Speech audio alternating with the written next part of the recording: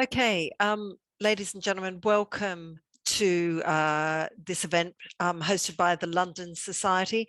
My name's Leanne Tritton and I'm the chair of the London Society, and we're here this evening with Dave Hill talking about his book, Olympic Park, When Britain Built Something Big. Thank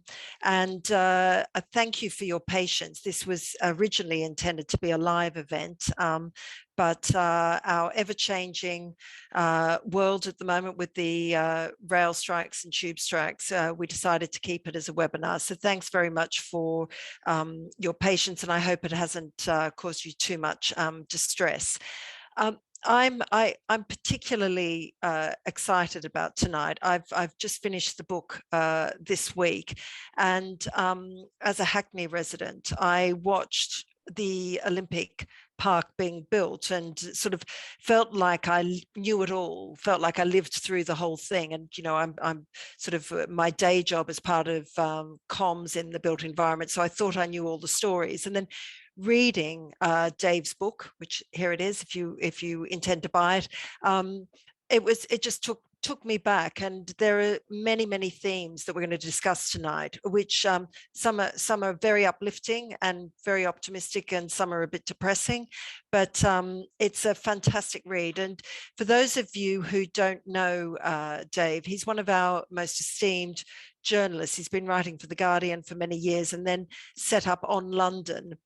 And for my money, he gives the calmest view of what's happening in London in terms of all of the big issues that are affecting us. So if you're not a subscriber, I urge you to subscribe to On London. But Dave, welcome, and tell us a little bit about your life story. How did you get to London? How did you become a journalist? And why did you write this book?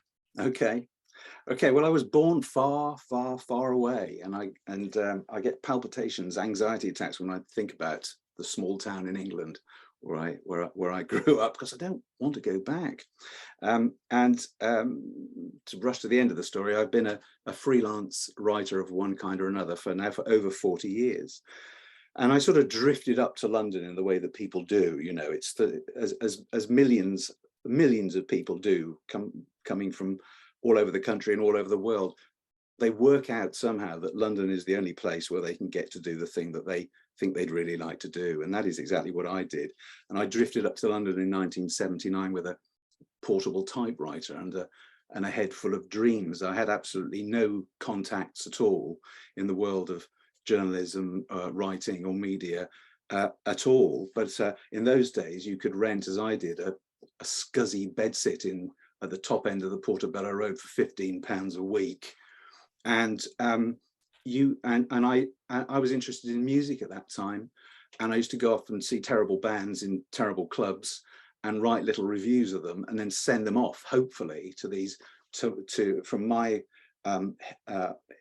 Hickster perspective, extraordinarily glamorous publications like New Musical Express, and hope that somebody would notice. Well, anyway, eventually people did, and I started to get stuff published, and I just took it from there. And my first sort of real home in journalism was a London listings magazine called City Limits, which some people may remember. It was born out of a strike that took place at Time Out, where all the staff wanted to retain an equal pay policy, and the management didn't. So the staff went on strike and set up their own rival publication. And that lasted for a few years. And they, of course, were desperate for people like me, who were sort of young and enthusiastic and didn't expect to earn much money, to turn up and do things. So that was my first sort of specializing in London type journalism. That was the first thing. And then from there, and this was the classic pattern, you would get a piece in the Observer, which I did, and then maybe in the Guardian, and that sort of, by the mid-80s, there was a sort of burst of new newspapers and magazines, which is sort of impossible to imagine now. But suddenly there was the Independent, and I worked for them for a while, and I've always been a freelance, and I've always been mostly working from home because that suits my essentially antisocial and nature. And you were an early adopter. Yeah, absolutely. Yes, working from home, no problem. But it's, you know, it was suitable for sort of childcare and various other things. And I just carried on doing that for ages, and doing all right, and writing about sport and social issues and families and all kinds of things. And then in 2008, by which time I was a kind of contracted freelancer with The Guardian, writing about lots of different things. And the Guardian was beginning to expand its online operation, this extraordinary new world, which I rather took to. I kind of quite enjoyed all the interaction with readers.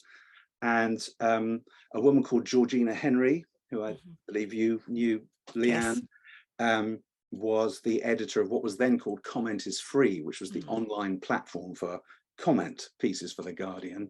And she asked me, sort of out of the blue, if I would like to cover the 2008 mayoral election campaign between Ken Livingstone and Boris Johnson, the first contest between those two. And I didn't really know very much about all this stuff then, but I followed the candidates around, and I had a fantastic time doing it, learned an awful lot. I set up, alongside my Guardian responsibilities, my own little blog where I sort of chucked all my sort of surplus rubbish that I couldn't use for The Guardian, photographs, links to other people's stuff. And that sort of got me into this sort of self-publishing world.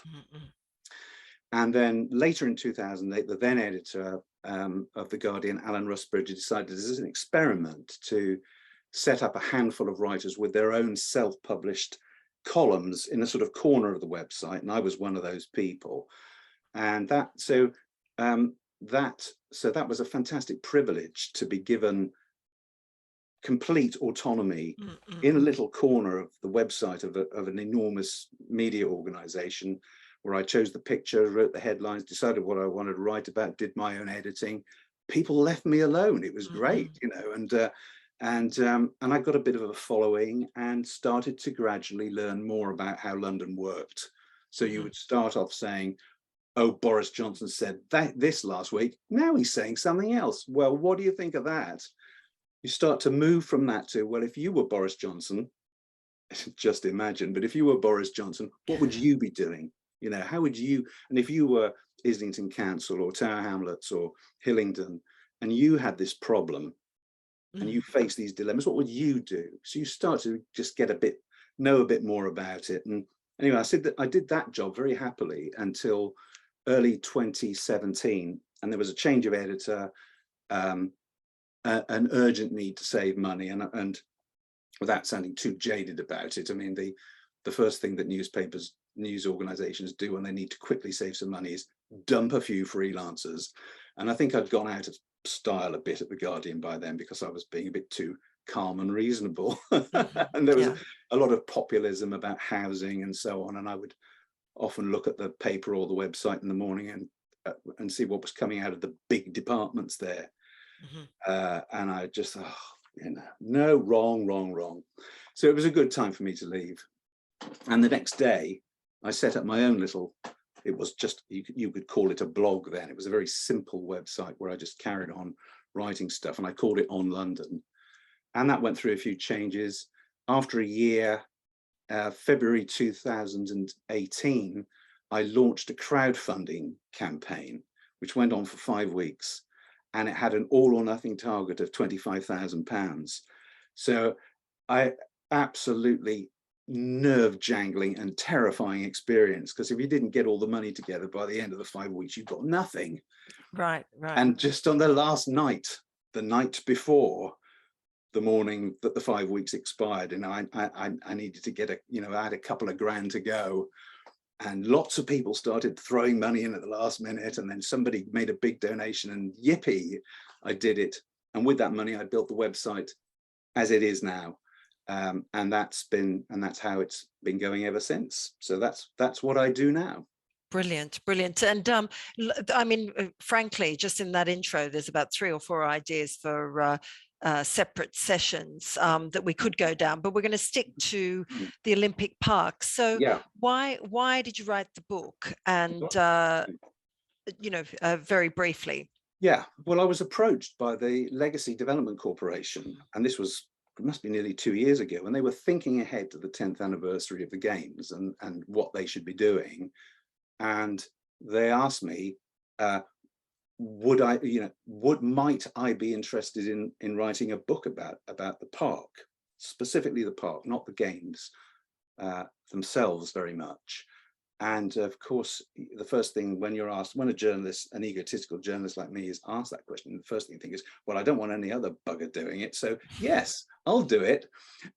So I put together a proposal, approached some mainstream publishers and agents, because I don't have an agent, I haven't had an agent for a while.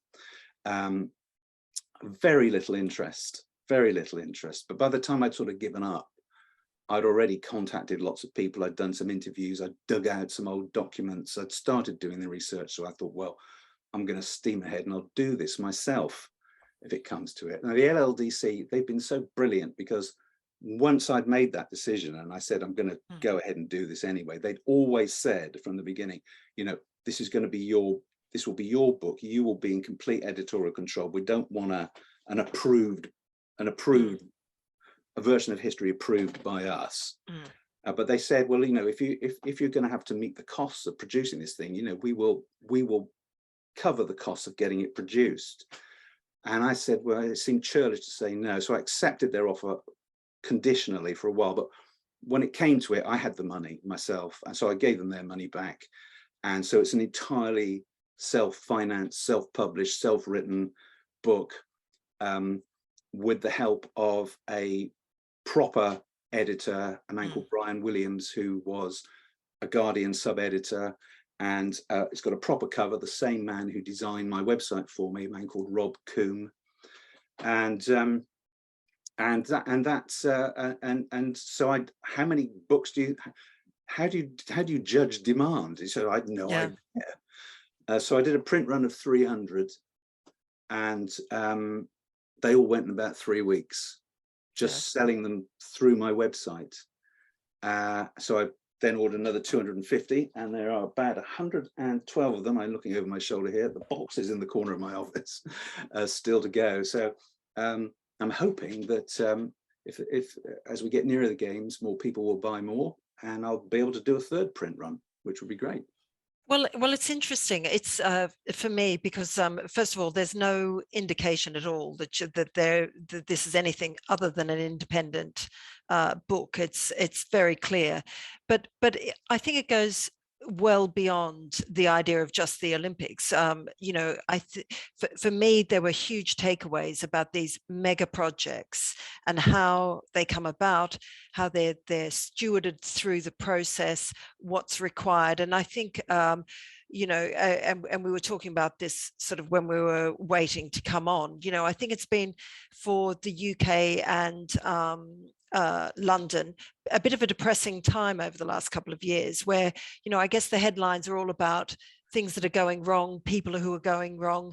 And I was inspired, I know that's an overused word, by the people who had the vision and sort of the rat cunning to get this over the line. And if we could sort of start off, and just as an overall theme of people, because there are literally hundreds of people who are every single one of them are instrumental in terms of getting the park developed. I mean, I understand Richard Sumre might be listening in, and tell me a little bit about those individuals and what sort of what's required to make something like this happen, because there's no glamour in it.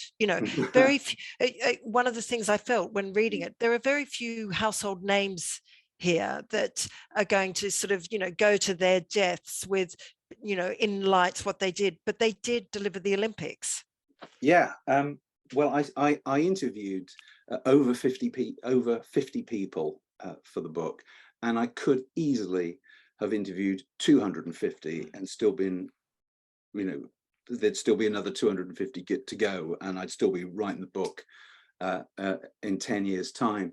But one thing that I did want to do was to get at least some of the people who were tremendously important to this project getting going, and who were hardly mentioned at all. Not mentioned in any of the cuttings, as we used to call them, and you wouldn't know what they'd contributed. And you mentioned Richard, and a couple a couple of people said to me quite early in my research, you must go and talk to Richard Sumray, because he, you know, carried the flame for a London Olympics for many, many years,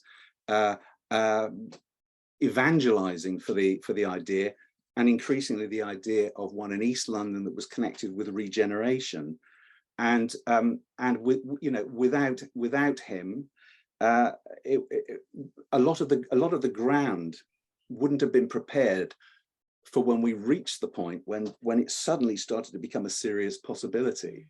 I mean, there's a fantastic bit of YouTube footage where Richard and Sebastian Coe had been involved in putting together at quite short notice a potential London bid to host the 2000 games. And the front runners were Manchester, and there was I think there were one or two other English cities also in contention. The way it works is that the British Olympic Association decides which hopeful city will go forward to be the sort of British contender and go forward to the IOC, the International Olympic Committee. And there's this wonderful bit of news footage saying something like, Seb Coe's team was so optimistic going in, and now they're shattered with disappointment. And then you get, as you often get at these kind of press conferences, the journalists ask the most insensitive questions. So he asked Seb Coe, well, what went wrong, Seb? And poor Seb had only been told about 2 minutes earlier what had happened, and that Manchester had been preferred. This is in 1991 we're talking about. Says, well, you know, you're asking me to respond to a question, you know, a decision I only found out about in the last couple of minutes. He looked very, very fed up, and somebody later said to me about this, you know, top athletes are bad losers, you know. Yeah. But Richard was sitting next to him, and I was so struck. And when I met Richard, I was still struck by it. Now, he was very upbeat. He said, you know, we didn't fail. We put this thing together at the last minute, and we think it was pretty good. And and that kind of spirit, I think, where you say there's particularly one of the first chapter, and I think that Richard sort of carried that forward. And there were other people. There were people who were sort of based and rooted in East London, like Paul Brickell, who's at the LLDC now, who was involved in community organisations in Bromley, particular one in Bromley by Bow, and he and some other people and some people in local authorities had, for a long time, as actually had national government, been looking at this bit of East London, the Lower Lee Valley, next to Stratford, and drawing up plans for what could be done with it as part of the Thames Gateway. I found this fantastic old document. I found it had been lodged in Southend Library, which a government document from 1995 looking at what was called the Thames Gateway and all of that stuff. Thames Gateway, we talk about it all the time now. That may have been the first time, one of the first times it was used. Thinking about what can be done with this land, and the really big change was the creation of the Mayoralty, because the point was made at the time in 1991 when Richard and Seb Coe's attempt to get London to be the host city was unsuccessful. The point was made that Manchester had a single authority that represented the city, and London didn't have one at that time. So after the Tony Blair government created the London Mayoralty, suddenly we had a London Mayoralty, and we had a GLA. People like Nicky Gavron had been involved with sort of with important planning authorities that sort of filled the gap between the old GLC and the creation of the Mayoralty. She and other people had been working with Richard and working on trying to think about what you could do with this land, and looking across London generally. So there was a lot of sort of unnoticed and largely unrecognized groundwork done on how could we revitalize this bit of of the Lower Lee Valley, which I should say I live very near. I can run there in 20 minutes on a good day. So when Ken Livingstone became mayor, and he and importantly Neil Coleman and a man called Tony Winterbottom, who again is hardly ever mentioned, who worked for the London Development Agency, a remarkable character, started to look at what could be done with the valley. Suddenly the possibility of going for a games really made sense, because even if he didn't win, it could attract investment to the area, which is exactly how Ken Livingstone looked at it. Yes, Yeah. I've always been a huge fan of Olympics, and I can remember watching the first one, the '76 Olympics, at Montreal, as a kid in Australia.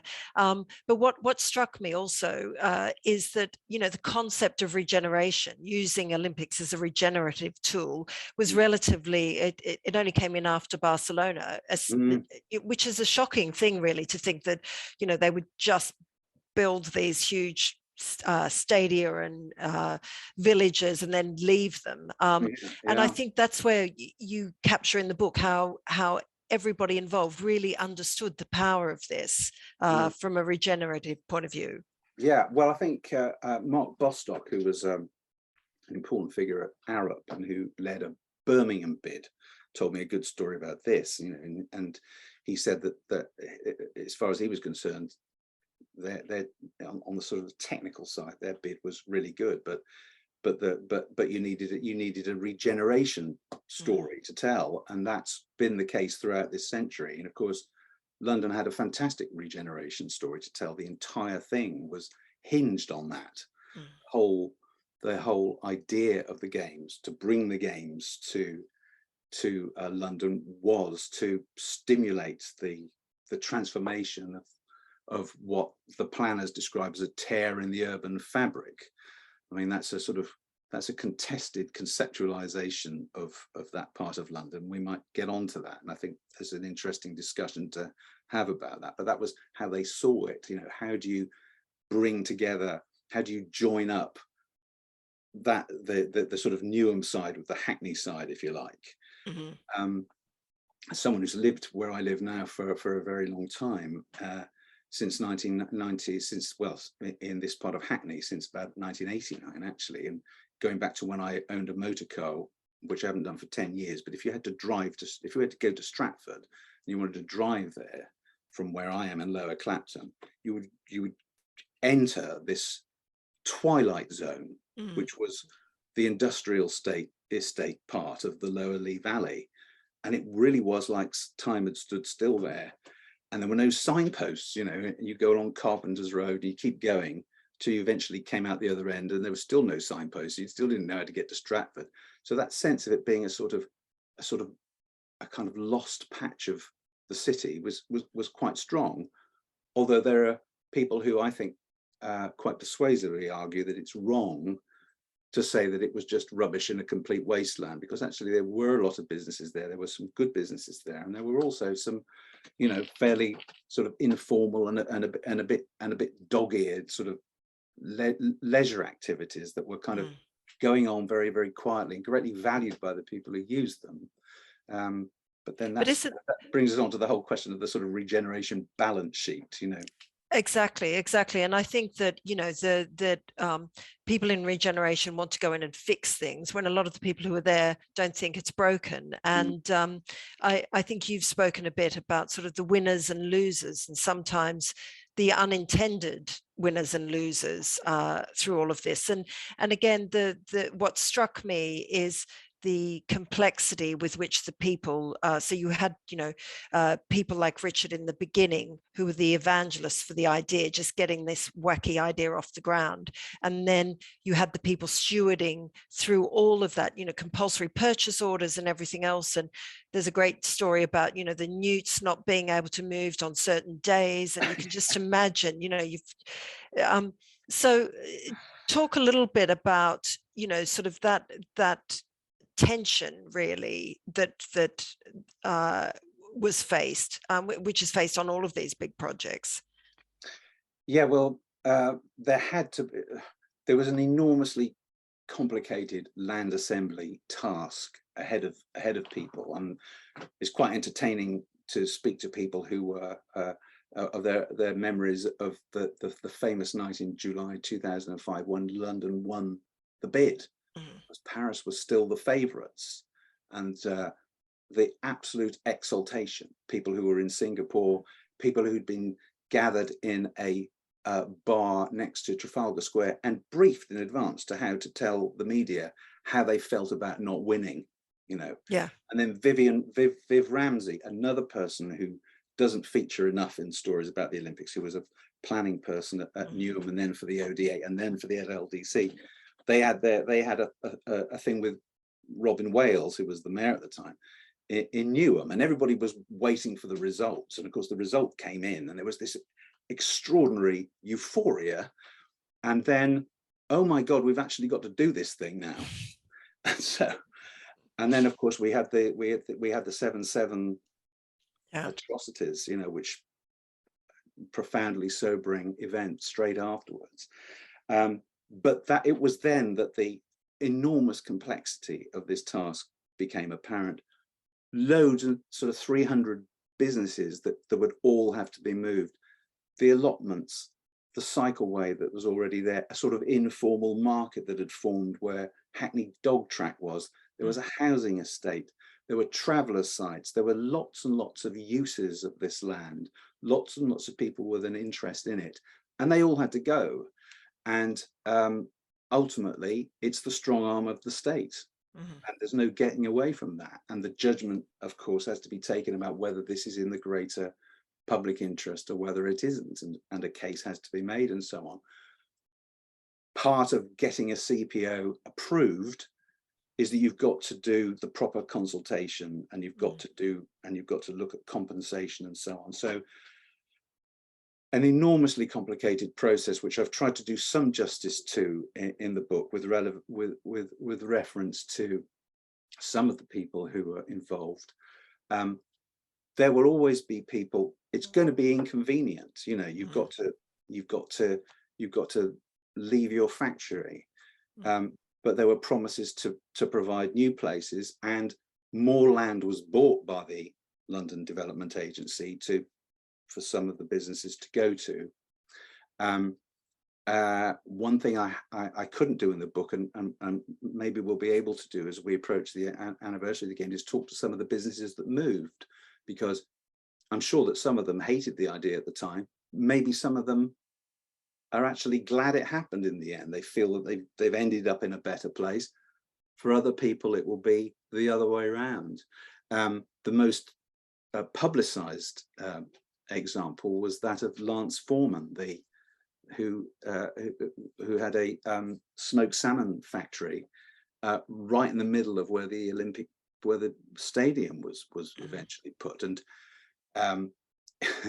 the language at the time was rather coded, but what it meant was, this guy is trying to bid his price up. You know, he's trying to push up he's exploiting the CPO situation to get as much money as he possibly can out of this, while saying you're going to destroy my business and so on. Now, you know, Lance has written a book about it. He takes a different view, but that's the sort of tension that goes on. And of course, he's ended up with a fantastic new place on the banks of the Lee Navigation Canal, literally across the water from the stadium, with a restaurant and all sorts. So, you know, in some ways he ended up doing quite well out of it, but it's a messy business. And it was really impressed upon me by Viv Ramsey and her friend Janet Thomas, who sort of led, because there were 4 boroughs involved, they had to have a sort of joint planning committee, and Janet was sort of in charge of that, and they had to do that period of consultation even before this. It was so important to do the proper consultation, to try and find out what people needed and what they could do. Arguments still rage about whether the job was done as well as it should have been, and I'm really not in a position to judge on that. In fact, I try not to be too judgmental about anybody throughout the book, because it's just there are so many different accounts, and interpretations of things that happened, and you would just end up getting nowhere. The idea is just to try and record some of these things. But I do know that there were strenuous efforts made to alert people to what was going on in the first place. You know, often, as a lot of people, I'm sure a lot of people here will know, if you're talking about estate regenerations, and you can run consultations for residents, and quite a lot of them just don't take any notice. They don't want to know. You know, it's quite difficult to get people engaged. So it was a huge and complicated thing. The CPO, the CPO itself was ginormous. Deals were still being done while the proceedings were taking place. You know, the public hearing was going on. And as Tony Winterbottom said, I can't quote him exactly from memory, but something like, you know, if you get it wrong, you know, you've had it. You know, people. I think there were some challenges, but nothing that really threatened it. They had to get that done. There was this tremendous time pressure and then of course to knock everything flat, move everything around and clean all the soil. I mean, the scale of the task is phenomenal. Yeah, just before we go on, I just want to alert the audience that first of all, we've got some very talented and knowledgeable audience members today who are posting stuff in the chat. So please keep that coming. If you've got any questions as well, pop them in the chat at any stage, and we can weave them into the conversation. Just on the, there's two things I want you to pop onto now. The scale of the cleanup and the pylons is a great story. And again, you know, we talk about brownfield land, you know, just, you know, Gove is really into brownfield land at the moment. It's the right thing to do, undoubtedly. But few people have an understanding of the absolute mammoth task in what brownfield man, well, that's another subject, but brownfield land actually means, and the investment to clean it up. And nobody wants to touch it. Private developers don't want to touch it because, you know, there's no guarantee it'll work. So if you can talk about the pylons for a start, and then sort of segue into this sort of cross political alliance and the coalition of the willing, because again, we're not sort of inundated with joined up thinking of governments at the moment. So okay, if you could well, you talked you mentioned the pylons and also the state of the soil and the state of the land, so I'll quickly go into that. I mean, the place or large parts of it were riddled with a thing called Japanese knotweed, which is apparently an absolutely terrifying invasive plant that destroys everything and is very, very, very difficult to get rid of. And also over decades and centuries, there had been a whole range of industrial uses of this land. There were a lot of sort of dirty industries at the time, although it's important to say, you know, not all of them would qualify for that description. But there was a story I'll quickly mention, which appeared in The Guardian, where people had discovered that, and this does seem to be true, that some sort of radioactive material had been buried in a part of the site quite a long time ago. But there was understandable concern that when the Olympic authorities started digging everything up, this stuff would be unleashed and be very, very dangerous. So to cut a fairly long story short, David Higgins, who was the chief executive of the Olympic Delivery Authority, which was the government body that had to build the park, basically make it all, said that they investigated, they sort of went into the ground to see what they could find, and they did find some radioactive material, but it wasn't as frightening as what had been described in these quite elderly documents about something that had happened a long time before. But it seemed that there had been some kind of workshop where people had painted luminous material on watch faces. Remember, as a little boy, I had a luminous watch. You know, it was one of those things that you had. It glowed in the dark. And that material is slightly radioactive, and that's what they found. So it wasn't quite as terrifying, but it gives you some sense of the things that turned up, and also the range of industrial uses that there had been. There was also a case where so we'll get onto the pylons now. So this was Richard Brown, who's a contributor to my website and worked at the GLA, and other people were thinking this was before the bid was won. So the thinking was, we don't expect to win this bid, but if we do, we're going to have to move really fast. And those pylons, 2 rows of pylons stretching all the way across great chunks of the land, they're going to have to go because they're really unsightly. It'll be difficult to get cranes in and out, and they'll and difficult to build a stadium. They're going to have to go, and we're going to have to put the power lines suspended between the pylons in tunnels under the ground. So you've got this enormous tunneling job to do, and you had to be ready to start almost literally on day one if the bid was won. So so Richard was seconded to the Department for Culture, Media and Sport, Tessa Jowell's department, and he and Tony Winterbottom and a man called James Graven, another person I managed to mention in the book, who was very important to some of the economists. It's too complicated to explain. I tell you, my head nearly exploded trying to piece together exactly what happened with this. But they needed to be at a position where sort of provisional contracts could be let, so that if we won, everybody knew where to start. And then you hoped that the money would be, that all the money you needed would be forthcoming by that stage from the government. So a story that Margaret Ford, who you mentioned, Margaret Ford, who was the chair of the first legacy organization for the park, was very keen to tell me because of what she thought it symbolized. And she said that we were never able to pin down a date here for this, but it was after the bid was won, and somebody in government needed to write a check, basically, to say, go ahead, take down the power lines, drill the holes, and we will pay the bill. And at that time, Ken Livingstone, people will recall, won the mayoralty as an independent in the first place. He had been thwarted in his attempt to be the Labour candidate for 2000, ran as an independent, won, really annoyed a lot of people. And so a lot of people in Tony Blair's government, including John Prescott, who was Deputy Prime Minister and Minister for the Regions, I think, they didn't like him. And Prescott and Livingstone hadn't spoken for years. And Margaret, the way Margaret tells the story is that she got a phone call from Neil Coleman one day saying, look, we need to get Ken and John in the same room and get this check, basically make sure that the money is there to do this enormous, in its own right, this enormous engineering project. And Margaret said, well, why are you asking me? You know, because she was in charge of English partnerships at that time, nothing to do with the Olympics, taking an interest, but not involved with it.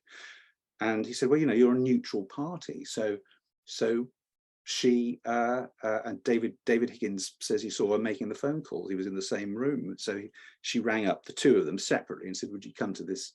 Would you meet at the Goring Hotel, which is this rather grand hotel in Victoria? I don't know if you've ever been there. Yes, yeah. Very frightening. How much for that sandwich, you know? Anyway, so they met there, and as she puts it, the two old war horses pawed the ground for a while, but eventually they got round to talking about the practicalities, and by the end the deal was done. And for Margaret, that story is a great example of, as she puts it, two very serious politicians at the height of their respective powers, realizing that they had to sink their differences and do a deal to get this big project done, you know, if you like, if you want to be grand about it, in the national interest. And they did it. I mean, I think it is a great story, that. And that sort of spirit, if this is what you wanted me to go on to, pervaded the entire Olympics project, because you did have cross-party agreement that this was a good thing and that we should go ahead. So I'm told that Olympic Games projects in other host cities have been bedeviled by changes of national government. So the new government comes in, they sack everybody involved with the Olympics, everybody has to start again, and it's all a recipe for chaos. So we had a change of national government in 2010, of course, when the coalition came in, led by David Cameron. We also had a change of mayor in 2008, which I referred to earlier, when Boris Johnson became the mayor. Let's deal with the change of mayor first, because Ken, for Ken Livingstone, it must have been a hell of a blow, because he'd done all the hard work for the games, and now he was out and maybe wouldn't be coming back. And as it turned out, he didn't. But so to mention Neil Coleman again, Neil had been Ken Livingstone's main person on the Olympics, and to David Higgins and John Arnott, who was the chair of the Olympics Delivery Authority, both said to me, well, Neil said, well, this is probably bye-bye for me. I can't see, because Neil had been a Labour Party councillor in Westminster in a previous life and was very much a Labour person. And so Neil's view was, well, I can't imagine they want to keep me on. But I think David and or John probably had a word, with Boris, saying, this fella really knows what he's doing, and we wouldn't want to see him disappear. That may have helped, and perhaps surprisingly, Neil and Boris hit it off when they met. So they started off. I mean, Neil told me recently I think it was let's see how it goes for 6 months. And it went okay, and it carried on. So there was that continuity between the mayors, and Boris Johnson, was right behind the Olympics. He wanted it to go ahead. He had his own slightly wacky ideas. This is why we have the orbit tower. But there was continuity. And then in 2010, when the new national government came in, we saw that as well. The Labour National Administration had always been assiduous about briefing the opposition and keeping them informed about what was going on. And I think that made it much easier. So when Hugh Robertson, who was extremely helpful to me with my research and had some lovely stories to tell, became the sports and Olympics minister in the coalition government, he already had a really good working relationship with Tessa Jowell, who he succeeded, and she stayed on the Olympic board, which was a sort of parliamentary overseeing body, an important one. And he also met Margaret Ford, who had been in her job, the legacy job that I mentioned, for about a year. She was also from a Labour background. As he said to me, it was just clear to him that she was a very high caliber person. She knew what she was doing. Why get rid of her? She knew she was the best person he could think of to be doing the job that she was doing. So that there is a document which was published not long after the Games by the Institute for Government, which tried to draw some lessons by what at that stage was regarded as a highly successful London Olympics. And they said that although there is clearly some sort of, what I think they use the term Olympic exceptionalism about this particular gigantic infrastructure project, nonetheless there were important lessons to be learned from the fact that, hey, guess what, we did build this big thing on time and within the final serious budget that was set for it, and it was really good, and the Olympics were brilliant, Yeah. And although they don't say this themselves, that's not the sort of language they use, it was as if to say, well, why can't we do this kind of thing more often? Yeah. Actually, I think when I think one of the organizations, sorry, you'll have to forgive me, I think all the organizations that were set up for the Olympics, at the building, the delivery, and then legacy, you need sort of one of those crime scene boards with matches to remember them all. But I think there was a point, the statement that was read in Parliament, I found actually very moving, talking about what they had done with this site. But we've had a question, and I think it's a relevant one, just talking about Ken Livingstone, and that is, did you interview him for the book? And is he happy with the regeneration that's been done so far? Yeah, I did go and see him. It was, it was about a year ago, and I went to see him at his house, and it was good to talk to him, but and I've used some of the material in the book, but he, you know, his recollections weren't as of things were not quite as sharp as, you know, you would like them to be, and I've depended to some extent on his autobiography and the very good biography that was written of him by Andrew Hoskin as well, to try and piece together some of his stuff. So it was important to go and see him, but there's an awful lot of stuff to remember, and some of this was quite a long time ago.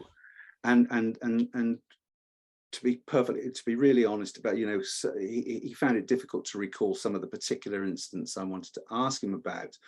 But you know, I would certainly infer from our conversation that he was very, very proud of what he did, you know, and he spoke very warmly of Tessa Jowell, you know, because Ken still trades a bit on this, on his reputation as somebody that everybody hates.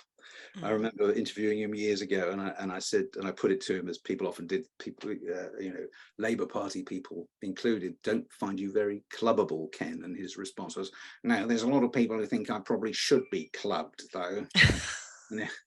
And so he's still, you know, that's part of his self-image, I think, and a joke, a running joke that he enjoys. But he just said Tessa Jowell was such a brilliant person to work with, even though they were from completely different parts of the Labour Party. Another example, really, of people finding common ground. Yes. And he'd known, because she was had been very active in various roles in the Labour Party in London for a long, long while. So they kind of they worked together extremely well. So he was very, very, very warm and strong on that point, which was, you know, a helpful confirmation for me. So I've got our time is going so quickly, it's ridiculous, and we've got 12 minutes left. So what I want to talk about is a couple of things, if you can sort of remember them. The deadlines. You know, is this what we need to get things done? I mean, we got it done on time, or we. The team got it done. The other thing, West Ham and the Olympic Stadium. I wish I could get that sort of rent. I'm sure, you know, we could turn that into a massive student. You know, you could get cheaper bed sits there, I reckon. And then the future, you know, everything that's happening with E20 and you know, the new sort of cultural quarter. So deadlines, is that, we impose that on everything? It is one of the Olympic exceptionalism things about this, is that you do have this deadline. You've got to do it. You sign a contract. So Alison Nimmo, who was very, very important figure in the Olympic Development Authority, and also involved with the bid company, said that they had, she worked on this project for, I think, 8 years. She said that they managed to do in 6 or 7 years what would normally take about 20 or 25. And there was never a dull moment, and it was absolutely thrilling and terrifying and exhausting. And that's because of the deadline.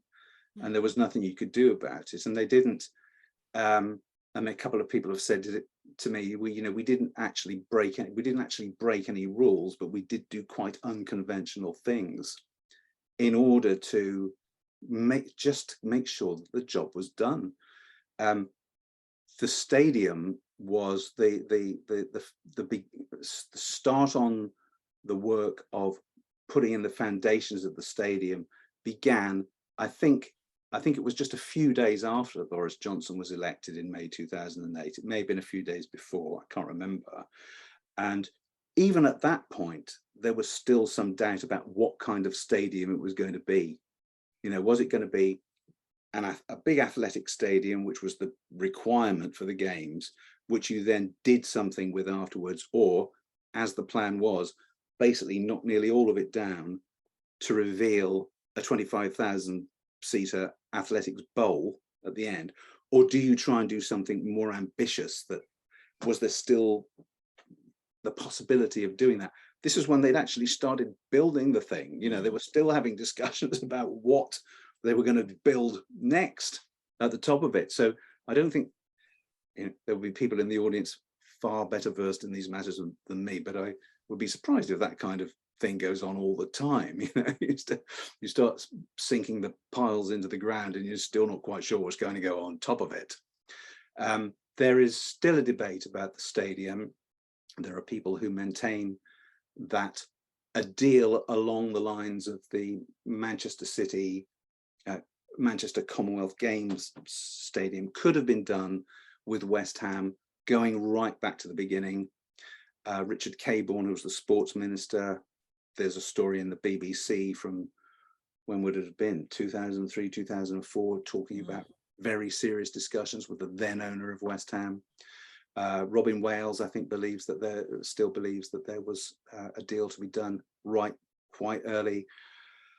Other people say it was just never reliable enough. We couldn't be sure that it would come off, that the numbers would work, that it would actually happen. And as I've just explained, options appear to have been kept open till really quite a late stage. In the end, we got what we got. And it was Margaret Ford who persuaded Tessa Jowell that Plan A should not go ahead, that the Olympic Stadium should not be knocked down to give way to a 25,000, or rather plain 25,000 seater bowl dedicated to athletics. Her argument was that it would be a dust bowl, an eyesore. It would just generally lower the whole tone of the place, where you're going to have these extraordinarily beautiful buildings like the Aquatic Centre and the Velodrome further up to the north, and it would just be ugly, not used that much. People would be upset because what if the games were brilliant, which of course they were. They wouldn't want to see it knocked down straight after the games. So the decision was sort of made to stick with it and then make something of it. And it really will take too long to explain exactly what happened with the stadium, but there was an attempt to get somebody to buy it, a football club, and it got mired in legal arguments involving Tottenham Hotspur. So Hugh Robertson decided that the only thing to do was just to tear it up, start again, keep the stadium in public hands, and lease it out to people. And well, Peter Hendy, who's now the chair of the LLDC, said to me just the other week, I went to see him, and he said, West Ham have got the deal of the century, and we can argue that we could have got a better deal, but other people involved with that process have said, well, we might have got a slightly better deal from the taxpayer's point of view, but it was never going to be much different, whatever we did, because West Ham were the only real serious contenders. Once we decided to keep it and adapt it and keep it owned by the public, West Ham were the only serious people who could guarantee to fill the thing at least once a fortnight, at least, with people. They were in a very strong bargaining position, and they did what they did.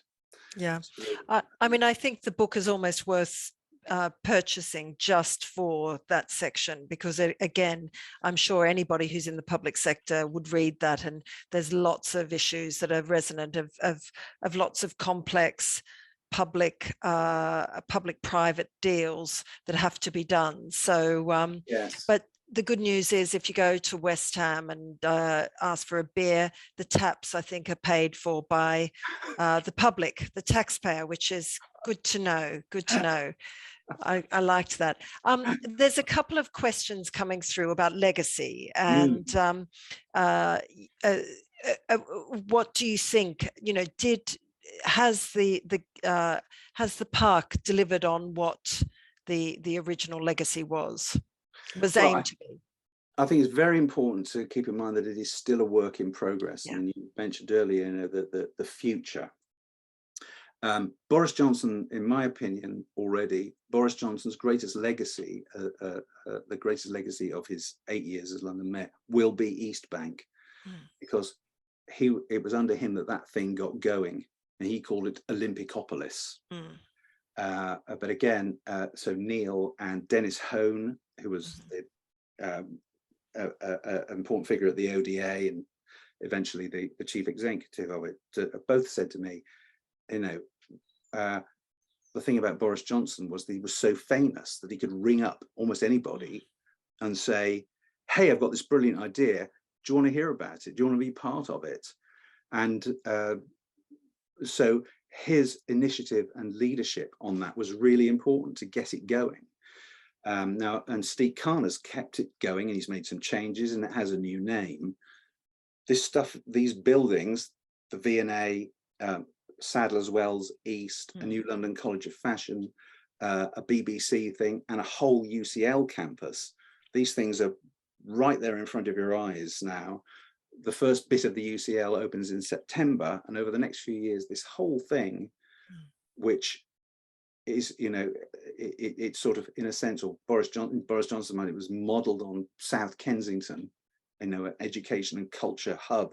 It's going to be right there next to Stratford. I mean, it's an extraordinary thing. And the big challenge, and to just rest on that one for the moment, the big challenge, as some of those institutions will tell you, is to persuade people who live very close by that this is for them, right? That this is for them.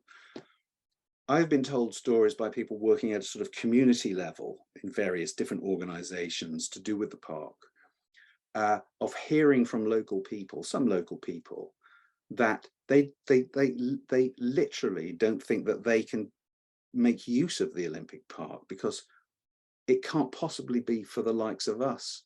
You've got to pay money. They think you've got to pay just to go in there, which you don't. Anybody can walk in there and walk around. You have to pay to use particular facilities. But that sense of the park belonging to local people is a work in progress, I think. And I wouldn't criticize anybody involved in putting the park together or any LDC people for that. I think it's just a thing that happens that you have to deal with. Now, I know that Sadler's Wells and V&A and no doubt some of the other people are really working on that. They're going to local schools and saying this thing's coming, it's for you. That's very important. Then there's the Here East buildings, which are the two, what used to be the media centre buildings. Huge controversies about that. Should we knock them down and build houses? What can we do with them? Jules Pipe, the leader of who was the mayor of Hackney at that time, a huge advocate for turning them into a place for education and innovation and technology. It's turned out BT Sport are a big anchor tenant there in the larger of the two buildings. By all accounts, that has been a fantastic legacy success in that it's doing great things. It's pretty much full, and I know that they are trying to make sure that local people get their share. But this is work that has to be done. One last point, and this is something that a number of people have said, is that during the pandemic, when we weren't allowed to go out except for about half an hour, or whatever it was, you know, to get some exercise, people who hadn't previously been to the park realized that this was their local open space and that they could just wander in there and wander about and enjoy the wetlands and the rivers, the reclaimed rivers, and just hang out there. This was a place to do their exercise. So there may be a bit of a silver lining from the pandemic from that point of view. What else would you like to talk about? I mean, affordable housing, we're getting more affordable housing. That's Sadiq Khan's policy position and putting some money in. So there are going to be arguments, and we're going to have a glut of stories in the media over the next few weeks saying, what legacy betrayed, and so on and so forth, which I think will be going over the top. Yeah, I agree with you. I agree with you. And there's unfortunately we've used up the hour, and there's many other stories to talk about. I mean, the whole you talked about housing, the whole debacle with the bottom dropping out of the financial markets and the government having to fund all the housing. Again, my thought on that was, why don't we just do that now and get stuff built? I think there's so many stories. We had a question about TfL and BT and their involvement. Maybe we'll need another session on that. But it's a fantastic book. It really is. And I'm personally, I'm really grateful that you have written it for London, because there was so much in the build up to the Olympics, a lot of the narrative was quite hysterical. And I remember everybody living in Hackney, all the Hackney hipsters all hated it. We all hate sport. It's a waste of money. And it was about 3 weeks before, I think the Olympics came, everyone suddenly went, no, this is great. And it has been great. And thank you for writing such an amazingly considered and well-researched, piece of history that I think it'll be great to revisit in 10 years' time. And let's really look at the legacy and how everything has knitted together. But thank you to the audience for joining us. And can I also give a plug? We've got some fantastic events coming up at the London Society. We've got Tony Travers and Robert Gordon Clark doing a sort of encore of an event they did a couple of weeks ago, and Dave actually, and Kat Hanna, who are all talking about the impact of the local elections. I really think if you're interested in your local area, get on board with that one, and you'll realize the absolute wholesale change of governance across the city. So that's next week. Then we've got a fascinating discussion about the green belt. Now that is something I think, the London Society has been famous for championing the green belt in the first place. Does it need revisiting? What are the pockets of London that we should be looking at? That, golf courses, I know it's, for some of you out there that may be heresy, but can it be used for other purposes? So please have a look at the website, lots of events, and thank you very much for your time. And Dave, thank you, absolutely brilliant. Thank you, it's been great, very nice to be able to talk about it. It's not a book you can buy just anywhere, but the best place is to go to my website and go to the bit that says shop along the top, and that's and follow the link and you'll find it. So that's the best place to get it, or just drop me an email. I mean, people who had questions, then we weren't able to get onto them. So my easiest email to remember is davehillonlondon@gmail.com. So if you want to know more about the book or ask me any other questions, don't hesitate to drop me a line. Thank you very much. Okay, good night, everybody. Thank you, bye.